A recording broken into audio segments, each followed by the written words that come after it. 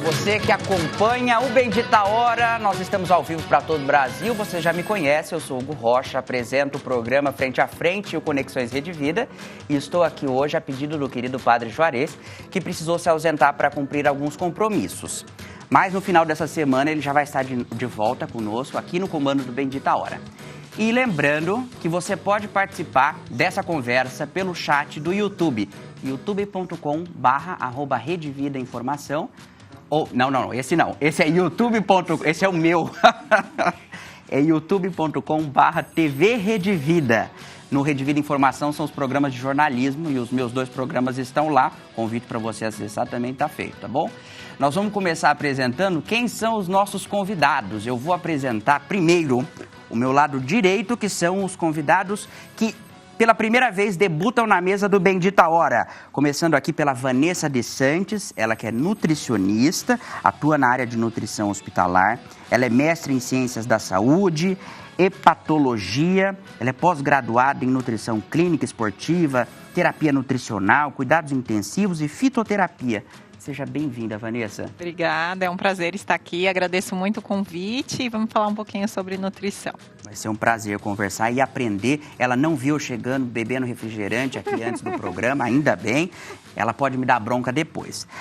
E ao lado dela, Gustavo Paixão, diretor e roteirista de cinema que representou o Brasil em Cannes. Ele nos conta essa trajetória dele, magnífica, e como o Brasil tem se destacado no cinema. Seja bem-vindo, Gustavo. Obrigado, vai ser um prazer conversar sobre cinema com vocês. Que bom, olha, eu fico muito feliz de saber que nossa mesa é repleta de ótimas personalidades e representando isso, a dona Rosa Berhoff, que eu perguntei como pronunciava antes do programa começar e já esqueci, dona Rosa.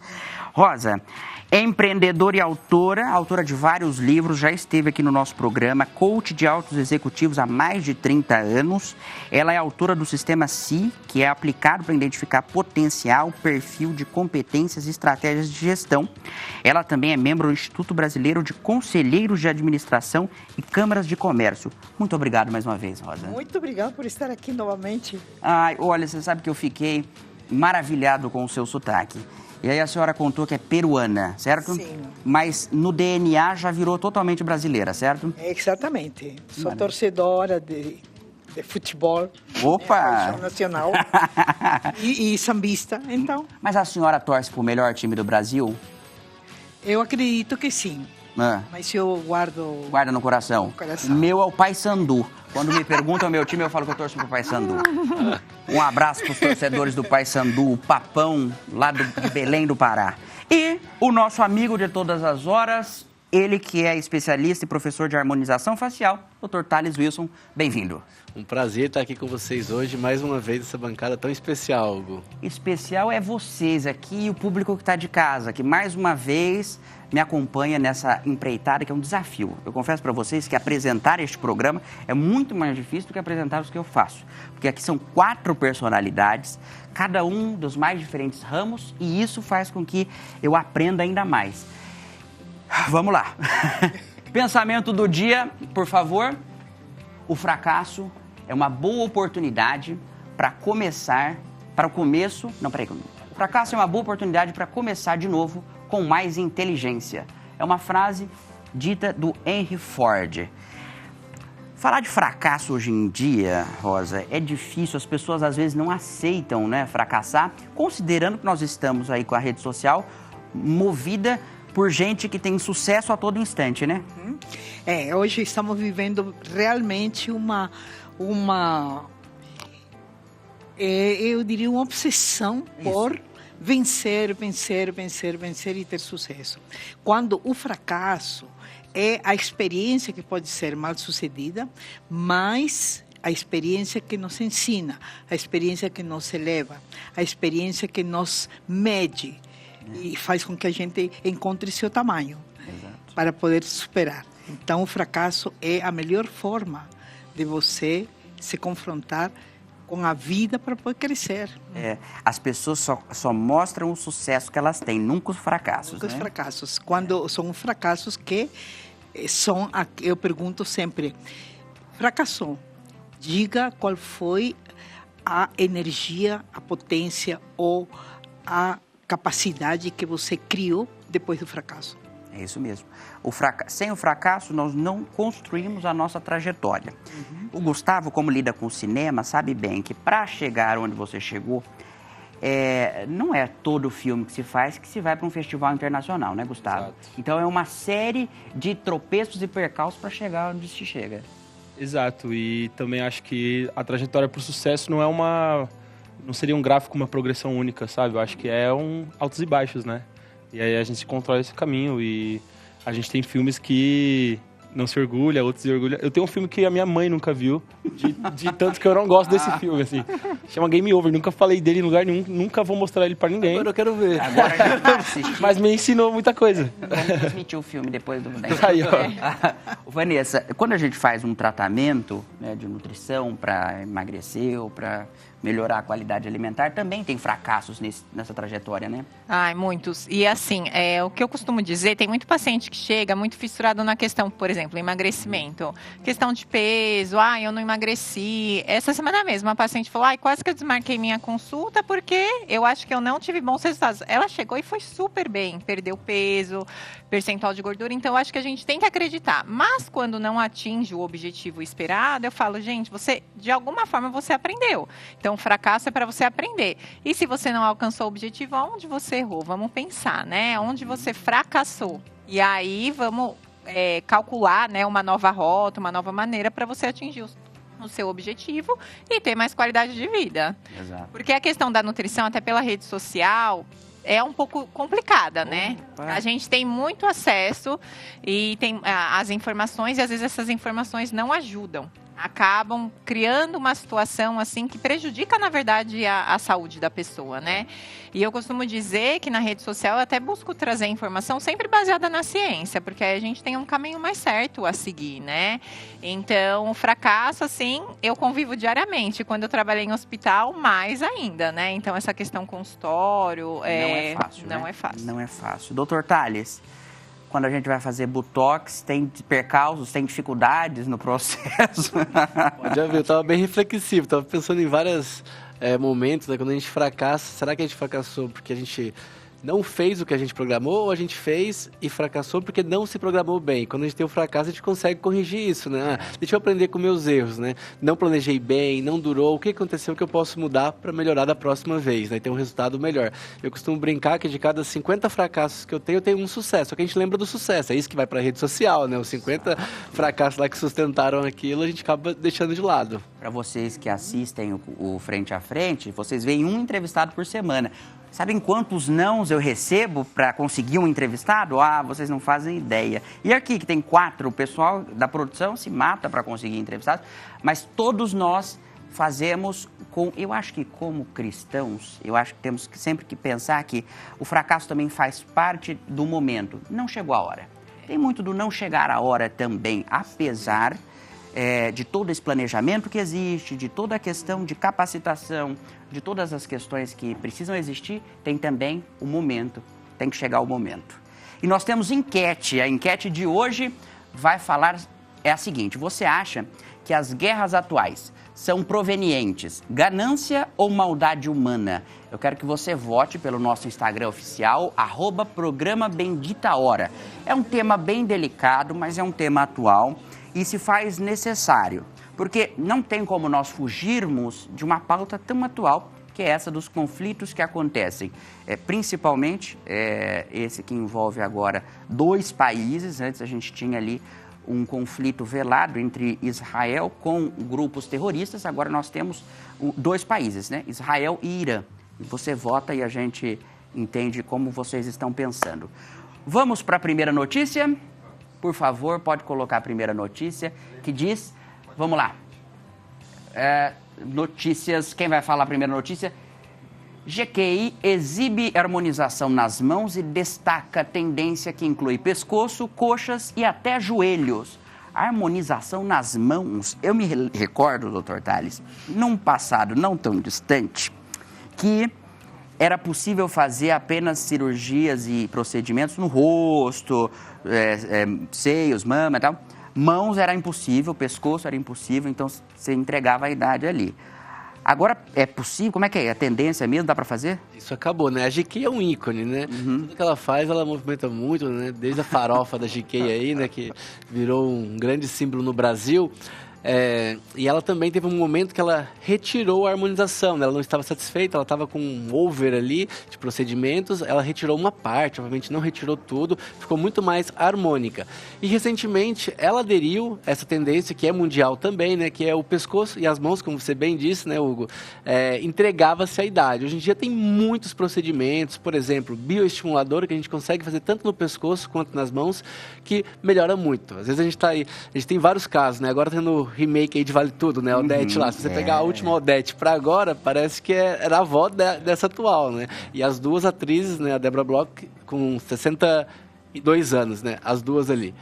E olhando assim o comparativo, tem os procedimentos, se cuida mais, alimentação, tem várias coisas que ressalta aí. Mas isso é uma tendência de outras áreas. Aí fala da coxa, bumbum, tem outras áreas aí que hoje fazem parte, não da harmonização facial, mas de uma harmonização corporal, que hoje a gente usa mais esse termo, como um todo também. Eu acho, é muito bom, claro, porque as pessoas precisam cada vez mais se cuidar, melhorar, mas eu acho que o excesso é um pouco preocupante. Você falou, foi bom você citar ela, que ela fez o procedimento e retirou. Também existem pessoas que buscam retirar algum procedimento estético que causou? Sim, tem muito. Desde uma prótese, né? Hoje a gente tem algumas síndromes associadas com silicone, tem vários procedimentos aí hoje que houve uma tendência de maior reversão. No Brasil, a gente teve um período ali que foi uma demonização da bichectomia, depois do ácido hialurônico. Isso porque as pessoas acabam passando do ponto. E aí tem alguns resultados ruins, aquilo vai para a mídia e se populariza. Mas a grande maioria dos procedimentos são reversíveis. Até uma cirurgia como bichectomia, vai deixar uma sequela permanente. A gente consegue reverter por meio de preenchimentos, então você consegue adequar essas sequelas aí que a gente acaba vendo aí. Ô, Gustavo, para quando a gente vai montar um set, você pensa bastante nessa questão do visual? Você tenta colocar alguém mais natural, menos preparada e produzida com esses efeitos, ou depende muito da produção? Eu acho que depende muito de cada produção. Não só quem está em cena, mas tudo que está em cena ele é pensado. Desde a cenografia, o figurino, cabelo, maquiagem, que a gente passa o elenco tantas vezes por dia pelo cabelo e maquiagem. Mas eu acho que um diretor, ele estuda e ele procura um perfil.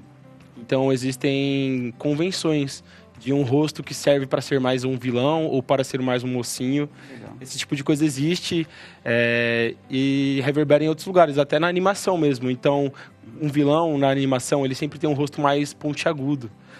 Porque o pontiagudo remete a gente instintivamente a algo perigoso. Já mocinhos, é procurado um rosto mais redondo, que nos remete a algo mais macio e seguro, sabe? Que incrível. Rosa, um perfil de liderança, por exemplo, um líder, um CEO, ele precisa ter cuidado com a imagem? Sim, existe um cuidado muito... uma busca de ser o que você é, em primeiro lugar, né? Porque nas lideranças tem muito estereótipo de que você diga que se comportando desse jeito, se expressando dessa maneira, com esse tom de voz, com esta postura, você vai impressionar a turma, né? Então, a busca do ser verdadeiro, expresse-se como você é. Agora, também por ser a liderança um modelo, ela também modela, é muito importante que ele, na sua transmissão corporal, e essa transmissão corporal é a vestimenta, essa transmissão corporal é a voz, é o gestual, é a maneira como ele se coloca e como ele cuida dele e a consciência que ele tem dele. Sim. Então, há uma necessidade, sim, de um cuidado com a imagem que você passa e o que essa mensagem, o que essa imagem está trazendo para o povo. Sim. Sabendo que, né, são 93% de impacto o não verbal e o tom de voz. Nossa. E os 7% é o texto. Olha só. Nossa. O texto que você diz não tem valor, não tem um valor se ele não tem a congruência com aquilo que você está mostrando. Caramba. E isso é leitura intuitiva, é leitura sem sem pauta. É natural, não é? Natural. Naturalmente você Naturalmente consegue... você já consegue dizer para a pessoa quem que você é, como que você é, etc. Então, se consegue fazer de conta que eu sou assim por muito pouco tempo. Perfeito. Dá para... Então, há um cuidado, sim, de ser verdadeiro na hora, porque, como você acabou de dizer, né, sugere um comportamento de uma pessoa ruim ou vilã. Exatamente. Ou sugere uma pessoa doce. Mas isso sugere pelo movimento, pode não ser pela configuração física. Olha, Ou pela voz. que Né? maravilha. Aguda ou mais... Uma voz mais firme, a gente Firme, imagina, olha, a gente imagina. se sente seguro, a gente fala Exatamente. esse, a gente pode Exatamente. confiar, vamos votar nele. Geralmente Isso, político usa isso. e não. Pessoal, né? É tudo marketing, é absurdo isso. É um absurdo isso. Nós estamos aqui, ó, com Padre Cícero nos abençoando, Nossa Senhora do Café. Padre Cícero está os documentos para a beatificação dele já foram enviados para Roma e muito em breve nós teremos mais um santo brasileiro. Muito em breve. A história do Padre Cícero é maravilhosa. Tomara a Deus que a gente consiga mais um santo do país, principalmente esse que tem uma trajetória maravilhosa no Nordeste brasileiro. Vamos de notícia? Pode colocar, então, Santo Ofício. Esse é o filme do Gustavo. Muito bem, que foi para Cannes, representou o Brasil. Ô, Gustavo, primeiro você conta pra gente o que retrata o Santo Ofício. Bom, o Santo Ofício é um curta-metragem que conta a história de Vinícius, um garoto que enfrenta na sua escola problemas com racismo. Então, na verdade, esse filme é uma alegoria à carreira do jogador de futebol Vinícius Júnior. Então, a gente pegou um caso específico que aconteceu num jogo entre Real Madrid e Valência e transformou isso numa história que se passa com garotos de ensino médio. E a relação desse garoto com as autoridades responsáveis pelo que acontece dentro daquela escola, retratando as autoridades dentro do futebol, que às vezes transformam em culpa do Vinícius Júnior as coisas que ele passa, sabe? Sim. E você produziu o filme, ele está disponível nas plataformas? Onde a gente pode conferir? Santo Ofício é um filme independente, então, por enquanto, você pode assistir ele no YouTube. Ótimo. Através das minhas redes sociais você também consegue assistir. Maravilha. E, por enquanto, é isso. Eu tenho meu trabalho na indústria também, e aí, trabalhos que estão em streams, que vão para salas de cinema, mas o meu trabalho autoral, por enquanto, ainda está nessa trajetória, sabe? Você faz cinema, certo? Eu estudo cinema na faculdade também. Perfeito. Como faz para você... o Cannes, você se cadastra, você se inscreve, você é convidado? Me conta como faz para participar desse momento. Cannes foi um convite. Um curador de Madagascar, que foi um dos lugares onde o Santo Ofício passou. Legal.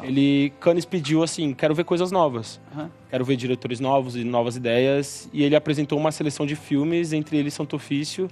E aí o pessoal de Cannes gostou e falou, esse aqui queremos. Maravilha. E aí eu fui pra lá, assim, meio pra me mostrar como um novo diretor no mercado cinematográfico, sabe? E representar o nosso país também, né? Então foi uma coisa meio diplomática até. E essa representação, esse momento que você foi, é um momento muito simbólico, porque teve recentemente o filme Ainda Estou Aqui, que esteve lá também. Esses momentos, para vocês que fazem cinema e para nós como brasileiros, eles têm um impacto muito significativo. Você falou que até quase diplomático. Como foi para você, que é um diretor, um jovem diretor, que tem feito um trabalho que já começa a ser reconhecido? Eu acho que é o momento, o mundo está olhando pro Brasil, né? Não só no cinema, eu acho que esse movimento do mundo olhar para nós, ele já está se criando desde a última década. Então, a gente pensar que o Brasil recebeu aqui Copa do Mundo, a gente recebeu as Olimpíadas, Copa das Confederações. Politicamente, o Brasil se tornou visto, todo mundo quer saber o que acontece politicamente aqui no nosso país. Então, a gente tem exportado música, a gente tem exportado cinema e acho que é reflexo disso tudo. Então, o Brasil tem se tornado destaque. Ganhou prêmios agora em Berlim, com O Último Azul. Ganhou prêmios no Oscar, com Ainda Estou Aqui. Agora em Cannes, o Kleber Mendonça Filho estava lançando O Agente Secreto, que também foi premiado, ganhou o prêmio de melhor direção. O Wagner Moura ganhou o prêmio de melhor ator por esse filme lá em Cannes. E assim, acho que o Brasil tem se tornado inevitável falar sobre, sabe? Acho que é meio isso. Gustavo, a gente sabe que tudo é difícil, existem dificuldades em todos os segmentos, mas particularmente o cinema tem maiores dificuldades pela questão do custo. Mas eu queria que você elencasse para nós quais as dificuldades de ser um diretor independente no Brasil. Exato. Eu acho que as principais obstáculos que nós temos é realmente concorrer, tentar lutar a bilheteria brasileira com filmes estrangeiros, né? Então acho que é difícil assim, né? Você fazer o brasileiro assistir o filme nacional. Então essa retomada desses filmes que estão trazendo de volta o brasileiro para a sala de cinema, para falar sobre cinema, é um movimento muito importante. Então fazer o pessoal ver no seu filme, assim, a par com um filme estrangeiro, né? O que eu vou assistir hoje. Eu acho que é mais isso. Eu acho que é um movimento que tem que ser defendido por nós, população, pelo nosso governo, de pensar que o cinema também é uma janela do nosso país, né? Sim. De como o mundo enxerga o nosso país e ver nisso, na distribuição dos nossos filmes, uma oportunidade de mercado, de políticas públicas, né? O soft power, o poder suave, ele tá ligado muito a isso, né? De como você influencia culturalmente, não só financeiramente. E as dificuldades, eu acho que são mais essas, sabe? Furar essas barreiras. E no campo da inspiração, quais diretores... Vamos focar no Brasil, vamos falar desses bons nomes que nós temos aqui de cenários de diretores que te inspiram. Creio que o Walter Salles seja um deles, né? Não só pelo atual filme que ele lançou, mas na trajetória. Mas eu queria que você dissesse para nós quais desses autores, desses diretores brasileiros que te inspiram. Uhum. Eu sou um diretor, assim, particularmente, que eu gosto de me colocar muito, assim, à frente à câmera, às vezes. E eu procuro pessoas que façam o mesmo, sabe? Então, a gente tem mais recente atores que foram para a direção, diretores que foram para frente das câmeras. Então, a gente tem o Lázaro Ramos estreando como diretor. Legal. A gente tem o Wagner Moura estreando como diretor também. Então, eu acho que a minha inspiração está mais nesse lugar de uma pessoa que transita entre por trás das câmeras e à frente delas. Então, esses são dois exemplos, assim, que eu gostaria de seguir, fora amigos pessoais, né, que o cinema me trouxe. Então, uma diretora, Jess Neves, que eu me inspiro muito, um produtor, Ramon Sander, eu me inspiro muito nele também. E acho que é esse o caminho, assim, pessoas que eu me inspiro. Muito bom. Vamos ficar atentos aos trabalhos do Gustavo. Eu fico muito feliz de saber que você já tão novo. Quantos anos você tem? 23 anos. Nossa, você é muito novo. Você representa o Brasil. Obrigado. E a gente vai continuar essa conversa daqui a pouco, porque agora eu vou para outra notícia e eu peço para colocar agora no ar, para a gente continuar falando no nosso Bendita Hora. Vamos lá. Chronoworking. Conheça a modalidade de trabalho que respeita seu relógio biológico. Olha, esse negócio é legal. É muito novo isso novo. Aí. E ainda um grande desafio, porque é respeitar que você, se gosta de... É mais produtivo. Logo do início da manhã às 6 da manhã, você vai trabalhar das 6 às 10h30, ou no período da manhã, porque tua manhã é produtiva. Ou se você é mais noctívago, você vai trabalhar à noite. E vai varar à noite porque é assim que você produz mais. Então, é olhar para aquele período biológico em que você se torna mais ativo e com maior produtividade. Mas, se essa modalidade ali é uma proposta de qualidade de vida, e realmente pode favorecer tanto produtividade quanto manter a qualidade de vida e a saúde do trabalhador, ela enfrenta muitos problemas. Isso. Porque temos aí problemas legais. Então, existe legislação que está aí pesada, que diz assim, são 8 horas de trabalho, entra tal horário, sai tal horário, e você tem que marcar ponto, bater o ponto. Então, bater o ponto significa, é uma situação delicada. Martírio. Um martírio. Depois, nós temos também uma necessidade de harmonizar as demandas que têm diferentes tipos de resposta. Exato. Então, como que você vai harmonizar um projeto com alguém que está trabalhando de noite e outro está trabalhando na madrugada, né? E isso também é uma busca de um novo modelo. Então, é um grande desafio nós termos que trabalhar com isso. A unificação de um trabalho educativo, do aprendizado que você tem no próprio trabalho, também é um desafio. Porque você pode estar aprendendo determinadas coisas em um horário onde está todo mundo, entre aspas, os normais. Né? Horário comercial. Horário comercial. E os que estão diferentes podem estar à margem de alguns aprendizados ou alguns acessos. Além de que você estará também distante do fluxo de comunicação existente no dia a dia da empresa. Então, vamos encontrar pessoas que vão estar excluídas, de repente. Sim, porque a pessoa entra às 6 da tarde, sendo que todo mundo saiu às 5. Saiu às 5. Isso pode dificultar.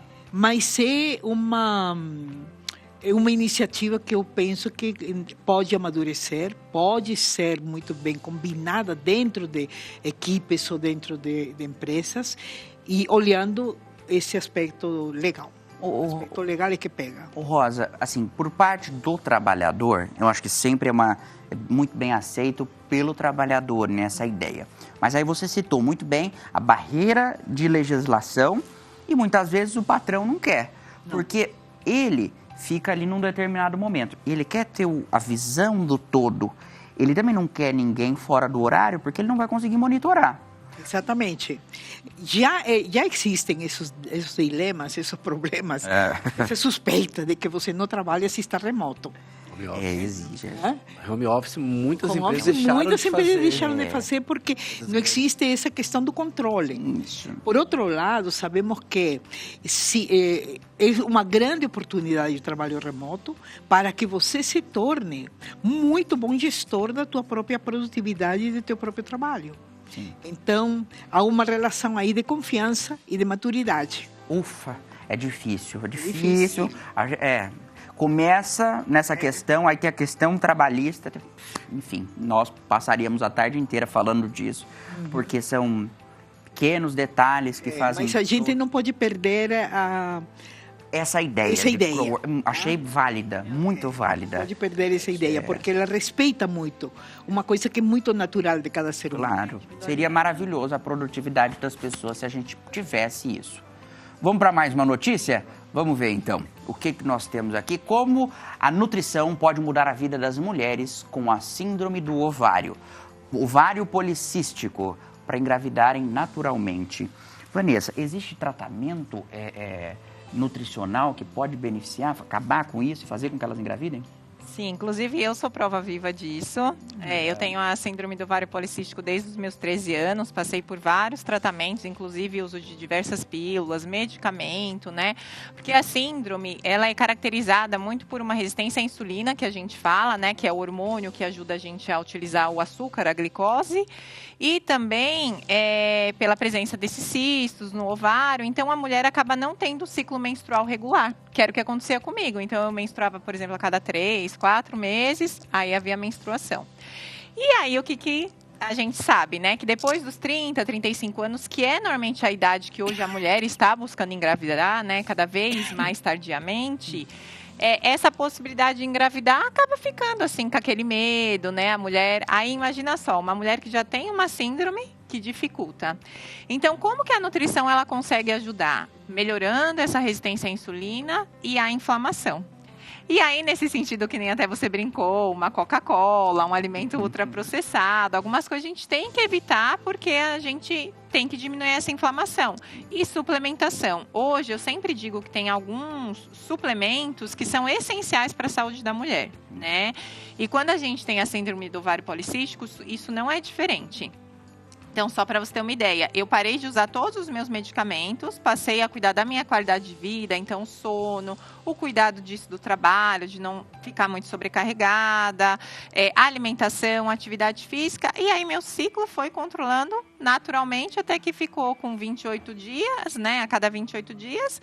E quando eu engravidei, que meu bebê hoje tem 9 meses... Olha, bem novinho. Bem novinho. Eu pensei que minha síndrome tinha retomado, né, digamos assim, desequilibrado novamente, e meu ciclo menstrual estava atrasado. Eu falei assim, nossa, meus exames devem estar todos compensados. Aí, eis que fui fazer o exame e deu positivo. Eu falei, não, é brincadeira. Aí fui fazer outro, fiz uns 3 exames, até que deu positivo.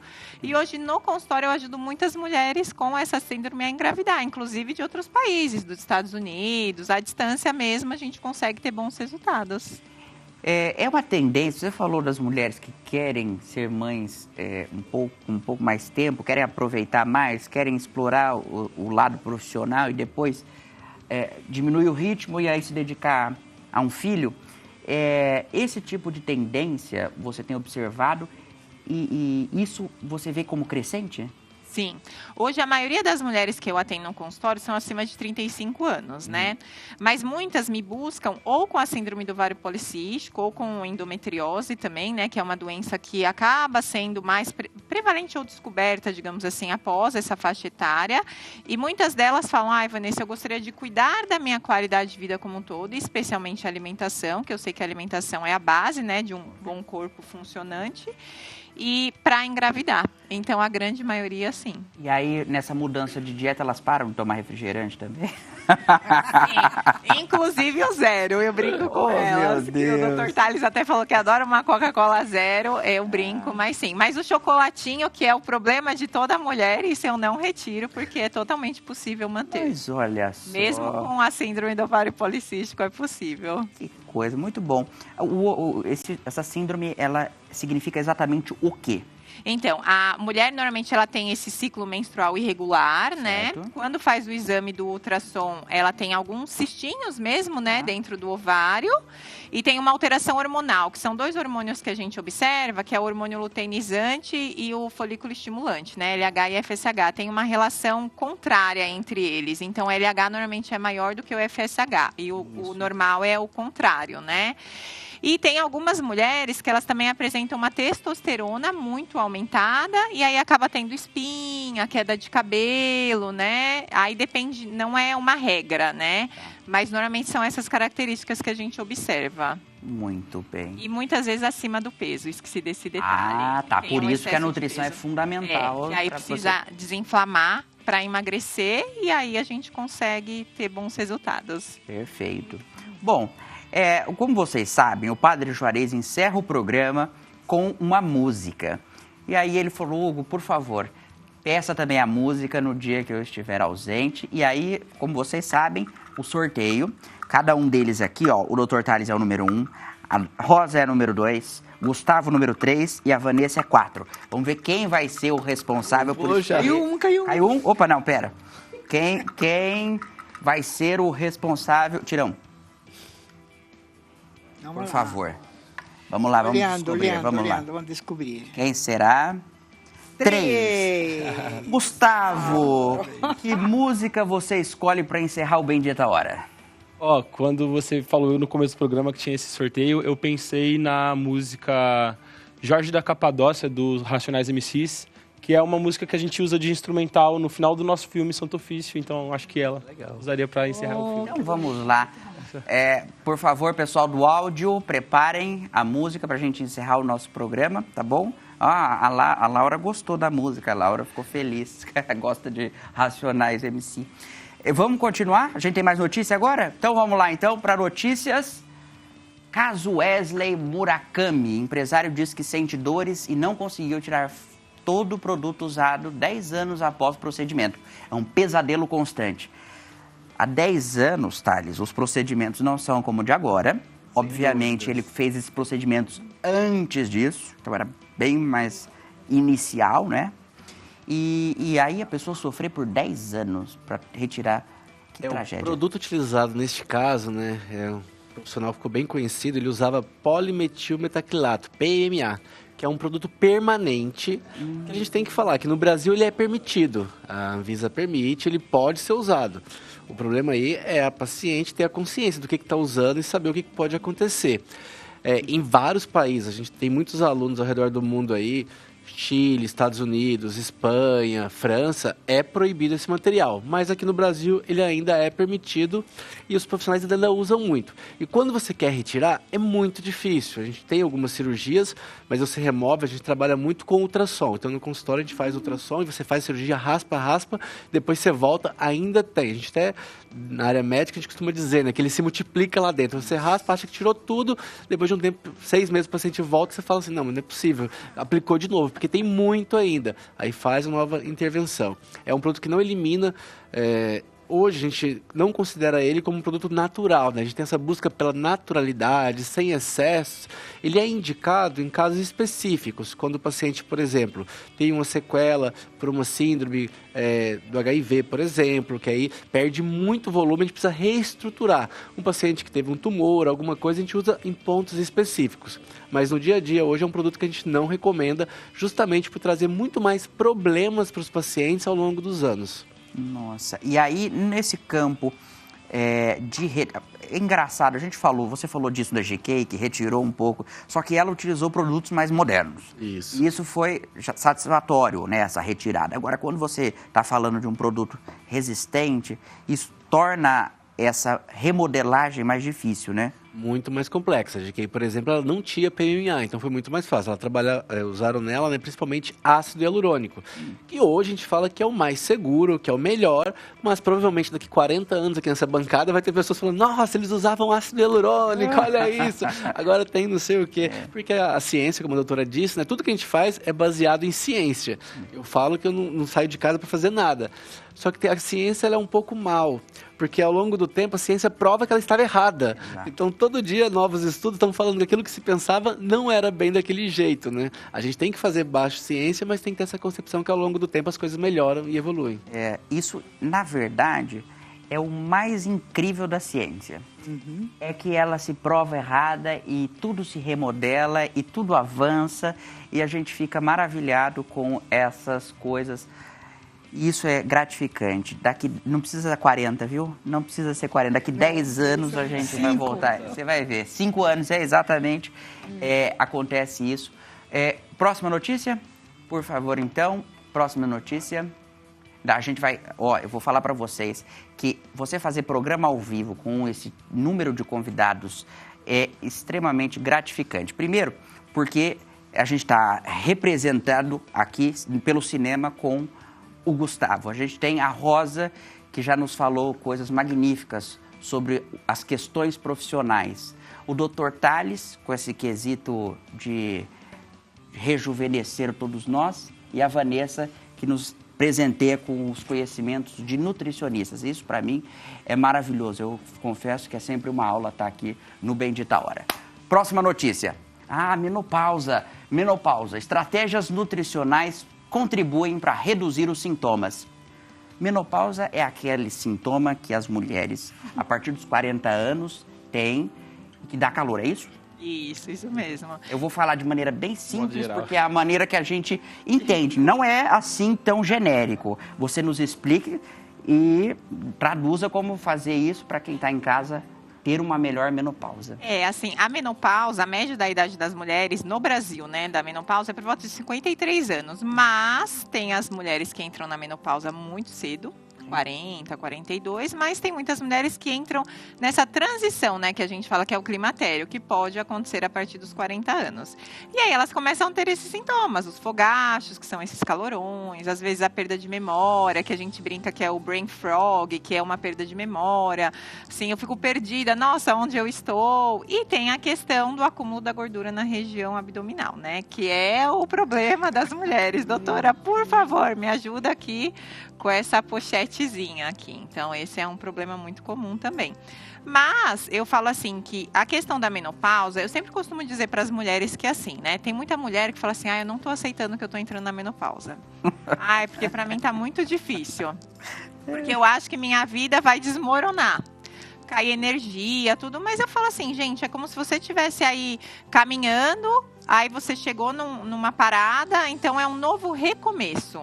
E é totalmente possível hoje as mulheres, né, viverem com boa qualidade de vida na menopausa. Seja quem quer e deseja e pode fazer reposição hormonal, ou seja, as que não podem fazer reposição hormonal. No consultório, eu atendo os dois casos, com reposição hormonal e sem reposição hormonal.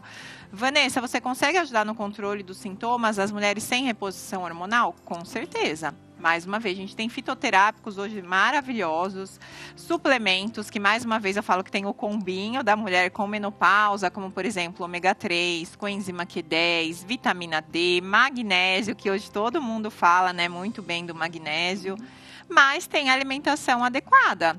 Que o objetivo é o quê? A gente controlar cortisol, que é o hormônio do estresse, ajudar no sono. Então, quando a gente come alimentos específicos antes de dormir, isso ajuda muito nesse sono. Além disso, também esse controle da resistência insulínica, que ajuda a perder a gordura na região abdominal, né? E aí, essas mulheres passam a ter boa qualidade de vida. Tem uma paciente até minha que ela falou assim, nossa, Vanessa, depois que eu comecei a acompanhar com você, eu me sinto outra. Eu me sinto bem em termos de composição corporal, porque até falando um pouco de estética, eu sempre brinco que a nutrição é assim, você alcança seus objetivos, a estética vem de brinde. Exato. É uma consequência, você não precisa focar só na estética, né? E ela fala, então eu durmo bem, eu me sinto disposta, consigo fazer exercício físico. Então, mulheres na menopausa, não fiquem com medo de chegar nessa etapa, porque é muito, assim, a gente consegue lidar com essa situação de uma forma muito boa e ter boa qualidade de vida. Ô Vanessa, é óbvio que cada organismo responde de uma forma à alimentação e você cria ali um direcionamento para cada uma das suas pacientes. Mas existe um básico que quem está em casa pode aplicar ou pelo menos já se nortear para quando vier esse período? Sim, eu digo assim, que um ponto que é essencial que eu falo para as minhas pacientes é um mix de sementes. Todo dia consumir de 1 a 2 colheres de sopa de um mix de semente. Quais são essas sementes? Linhaça dourada, chia, semente de gergelim, semente de girassol. Então eu faço um mix e consumo num iogurte, em cima da salada, num café da manhã, às vezes vou lá fazer um ovo mexido e coloco, é importante. Segundo ponto essencial, consumir proteína em quantidade adequada, porque com o passar da idade a gente perde músculo. Sim. Se eu não faço atividade física, eu não como proteína, perco músculo, vou perdendo força, não consigo baixar, que nem você fez ali, né? A articulação também não ajuda. E o terceiro ponto que eu falo muito é da inclusão de verduras e legumes verdes escuros. Tem muita gente que não gosta. Couve, por exemplo. Sim, maravilhoso. Brócolis, tem gente que gosta. Brócolis é bom. Brócolis eu gosto. Brócolis, né? Como? Espinafre. Espinafre. Mais amarguinho, né? Eu falo que o querido normalmente é brócolis, que é o mais fácil, né? Não tem Mas sabor. assim, ele é importante também, né? Porque ele tem bastante vitamina do complexo B, acaba tendo ferro também, cálcio, que é bom para os ossos. E uma dica que eu sempre falo para as minhas pacientes, gente, a gente acaba tendo uma perda de cálcio, né? Ponha gergelim negro. É uma fonte riquíssima de cálcio e ajuda na saúde óssea. Olha! Os estudos mostram... Serve para qualquer um isso? Sim, para qualquer pessoa. Olha só. Dica de ouro, hein? Vamos comprar gergelim negro. Isso. E vitamina D, né? Assim, eu falo, a gente, Brasil, aquele tempo, né, que muda, dia a gente tem sol, dia não, mas ninguém consegue ficar tomando sol, né? Não. Então, a suplementação de vitamina D também não pode faltar. Estamos trabalhando no horário de sol, né? Não tem como. Nós não vivemos na praia com qualidade. No work, né? Só no work. Quando a gente conseguir, né? E assim, para finalizar, eu acho que as mulheres não podem ter medo da questão de carboidrato. Tem essa carbofobia, né, que a gente chama. Então, assim, eu não posso comer um pãozinho, eu não posso comer um arroz, não posso comer uma batata. Não é bem assim. A gente pode, tem toda uma lógica, né, de distribuição ao longo do seu dia, mas o carboidrato é essencial. É só a gente cuidar da qualidade e da quantidade, que aí a gente individualiza, né? Mas eles são importantes, lógico, a gente tem que controlar a quantidade, até pela questão que eu falei da insulina. Mas não é excluir. Então, muito bem. Sempre na medida, sempre com base, com balanço. Tem mais notícia agora para a gente continuar nossa roda de conversas no Bendita Hora. O que esperar dos próximos passos do cinema nacional? Nós tivemos um Oscar depois de muitos anos. E aí, qual é o futuro, Gustavo? Gustavo é o futuro. Um dos próximos Oscars virá dele. Aliás, esse é meu apelido na faculdade aí. Ah, é? Futuro do cinema nacional. Ó, o Gustavo Lopes mandou aqui, o Gustavo Lopes e o Sander mandaram aqui, ó. Gustavo Paixão e o outro sabe muito, mandaram coraçãozinho pra você. Obrigado, Uma gente. tarde te acompanhando. Obrigado. O que esperar dos próximos passos? Então, eu acho que a gente está nessa onda do cinema nacional e eu acho que a gente está vivendo essa onda muito pelo como o mundo olha o cinema nacional, né? Então, a gente sabe que premiações são atestados de qualidade do nosso cinema e é bom que o Oscar olhe para o Brasil, que Berlim olhe para o Brasil, que Cannes olhe para o Brasil, para fazer o brasileiro olhar, mas eu acho que os próximos passos seriam que o brasileiro não precisasse do Oscar nos qualificando para depois a gente decidir assistir um filme nacional, sabe? Eu acho que, acima de tudo, somos contadores de história e somos muito bons nisso. Então, eu acho que, acima de qualquer orçamento, uma boa história se sobressai. Então, o que eu espero mesmo é isso, que a gente não precise dessa validação de fora, mesmo que seja boa e positiva, mas que a gente não espere dela para depois ir ao cinema ver uma coisa que já é nossa, sabe? Exato. Acho que é isso. E modéstia à parte, o que esperar dos próximos passos é guardar esse rostinho. Não guardar...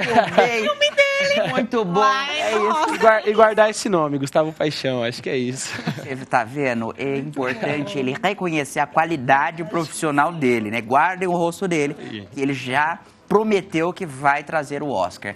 Qual que é o caminho para quem quer começar no cinema, Gustavo? O caminho para quem quer começar no cinema eu acho que, primeiro de tudo, é a curiosidade, é a vontade de contar histórias. Uhum. E o cinema é só um caminho para como você vai fazer isso, né? Então, contadores de história, temos estilistas que vão para moda, então eu vou contar a partir da moda. Tem pessoas que vão para música. Eu acho que o cinema é um caminho de contar histórias. Então, a primeira coisa é você ser um bom contador de histórias. E depois, dentro do cinema, você descobrir onde você se encaixa. Você se encaixa, você vai contar a sua história através da fotografia, através do áudio, através da maquiagem, do cabelo, de uma preparação de elenco, de uma direção. Então, é isso, tem que estudar muito, primeiro para fazer cinema, porque você vai contar um filme de época, você vai contar um filme, uma biografia, a história de uma pessoa de verdade, você tem que fazer isso com respeito, com embasamento, né? E até científico. Tem que ter repertório, né? ter E repertório. hoje, com o uso da inteligência artificial, isso está muito frequente? Fazendo roteiros aí com os chats? Como que tá isso na indústria? Boa pergunta. Boa pergunta.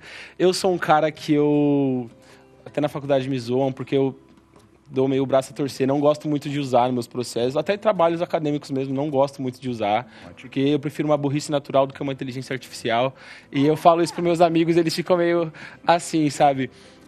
Mas é inevitável, a inteligência artificial, não só no cinema, em todas as áreas vão ser afetadas por isso.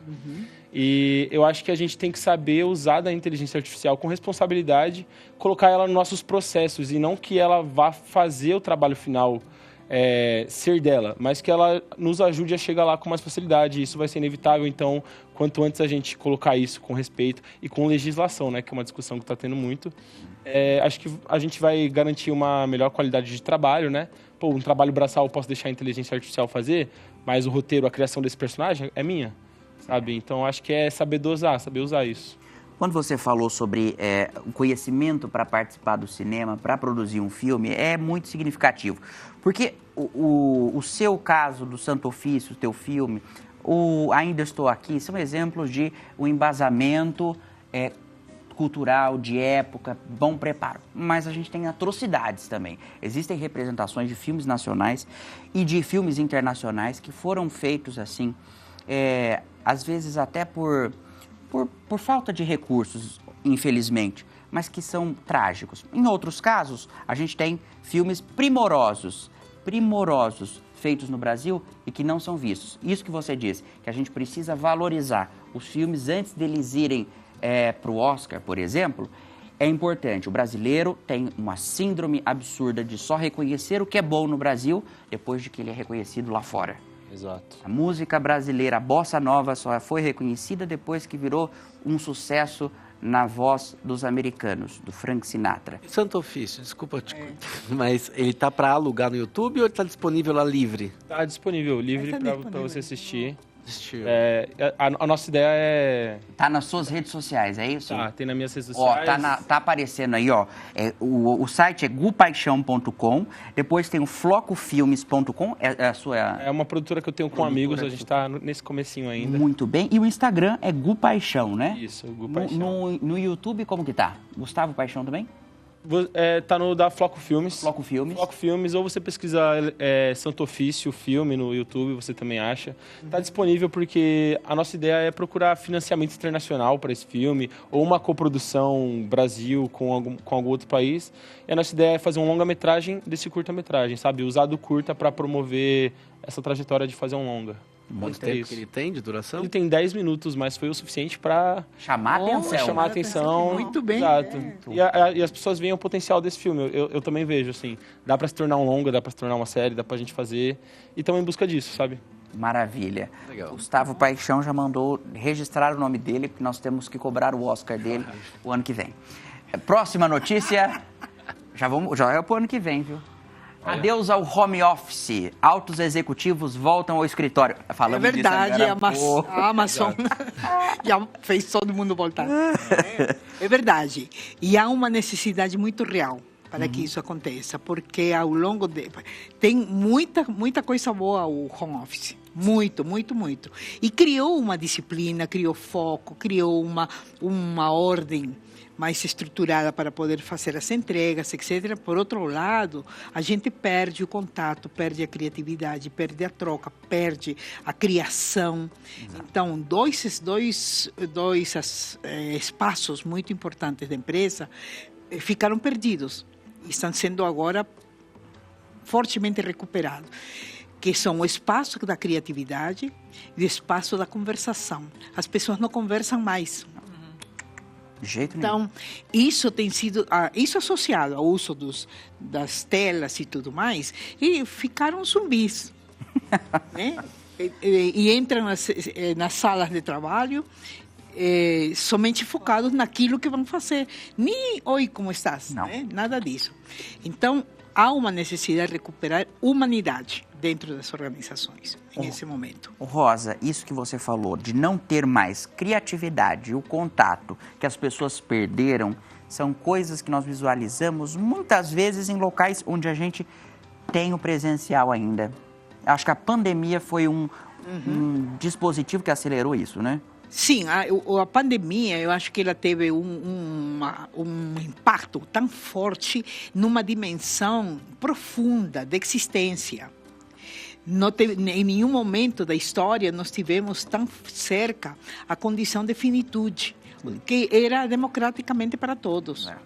Então, isso levou, em um primeiro momento, a um susto, depois, em outro momento, a uma reflexão, depois que se criou uma forma de operar e manejar isso com ir para dentro de casa e se guardar, mas isso me afastou do outro. Sim. Me afastou do outro.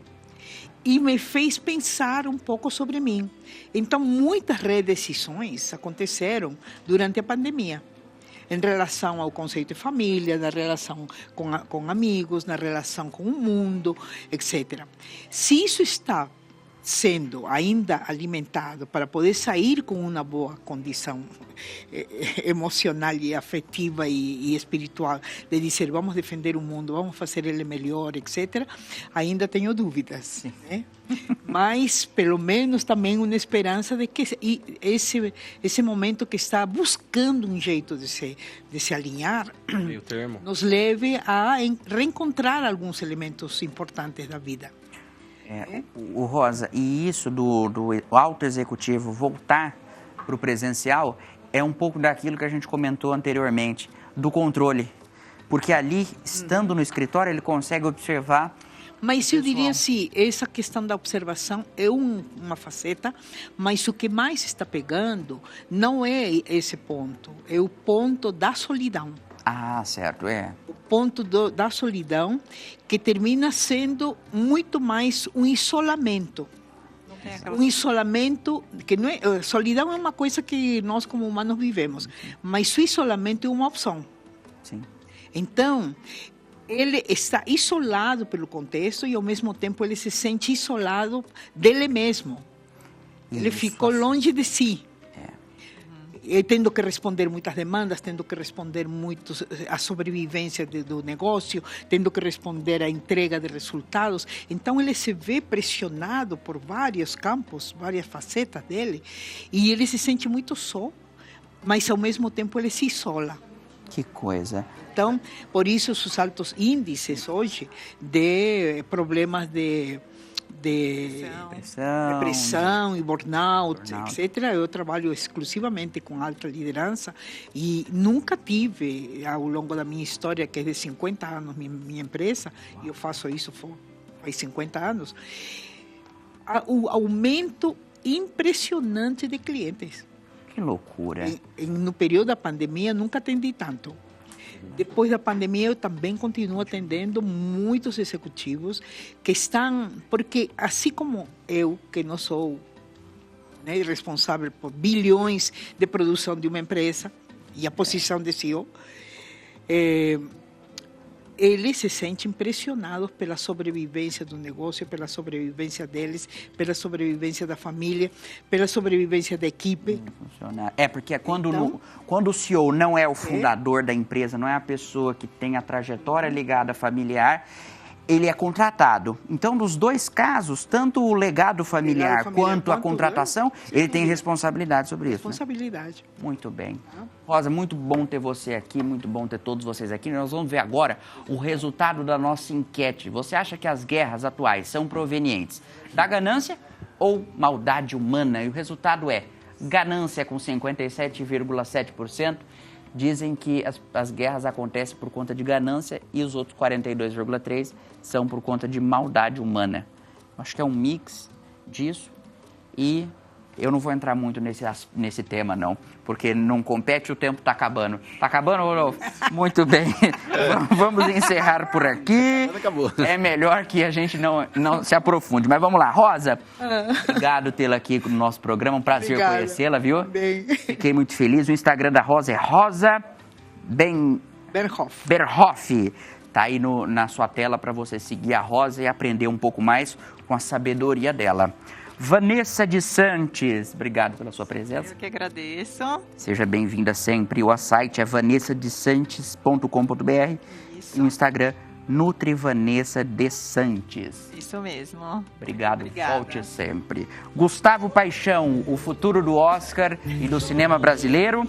gupaixão.com e flocosfilm.com, é isso? Isso mesmo. E o Instagram, Gu Paixão. Isso. Tudo espaço, viu?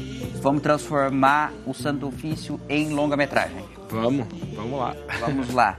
E Dr. Thales Wilson. Obrigado, viu, mais uma vez, muito obrigado a todos. Um abraço para o Padre Juarez. Mas parabéns aí pela sua apresentação. Hoje brilhou aqui no Bendita Hora. Muito obrigado, você, muito gentil. Como sempre, o Instagram Dr. Thales é Dr. Thales com TH, Wilson, e a Clínica Rejuvi. Muito bem. E a você que acompanhou o Bendita Hora, muito obrigado pela sua participação, muito obrigado pela sua audiência e lembrando que hoje, 10h30 da noite, eu espero vocês no programa Frente a Frente, conversando com o professor Marins, uma conversa especial sobre os 30 anos da Rede Vida e um pouco sobre antropologia. Eu espero vocês também. Fiquem com Deus e até quarta-feira. Meu corpo não alcançará. Facas e espadas se quebrem, sem o meu corpo tocar. Cordas e correntes arrebentam.